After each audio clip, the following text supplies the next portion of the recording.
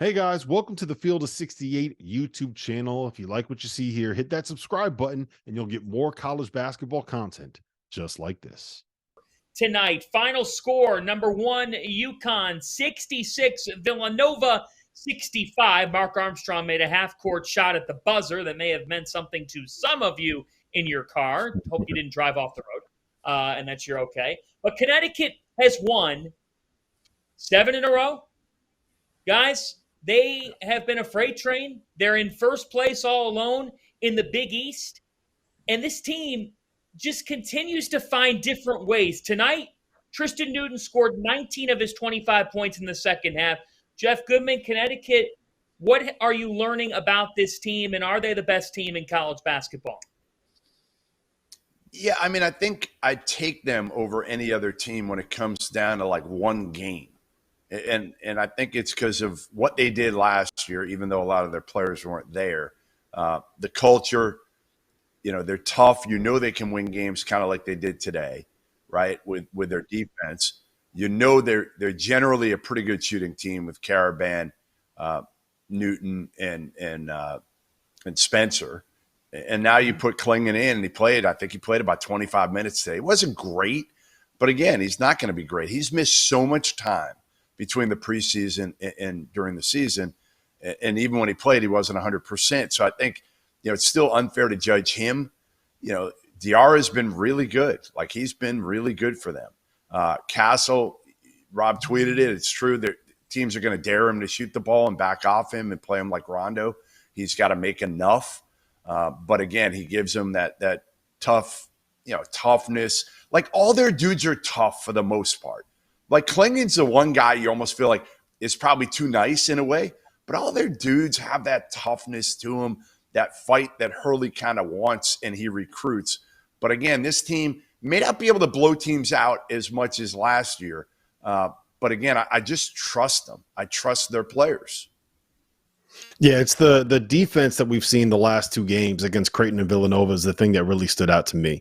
That was the big question without Donovan Clingan there, was what were they going to be defensively? And now that he's back, they give you the different ball screen looks. We talked about that on Wednesday with Gottlieb, and they have the Great Wall of Bristol at the rim, and he can kind of change things when you let drivers get there. What I was really impressed with was the fact that, one, the way that Villanova is not a great Villanova team, but they're old and they're tough and they're switchable, and the way that they defend is the kind of stuff that you have to do to take UConn out of what UConn wants to do. So it's a tough matchup for UConn to be able to win. And I thought that the two times when Villanova made their runs and took the lead, UConn immediately responded with, one time it was an 11-0 run. The next time it was a 13-0 run.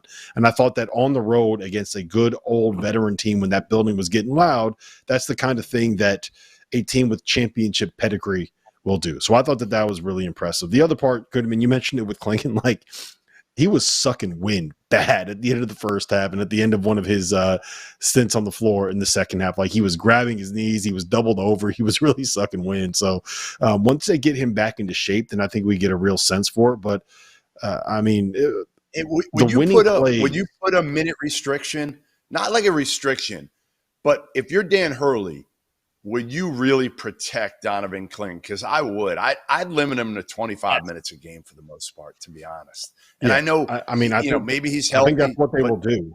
I think that's what they're going to do. Like, if you look at what they did last year with Adama Sanogo and Donovan Clingan, it was like 27-13 was the split.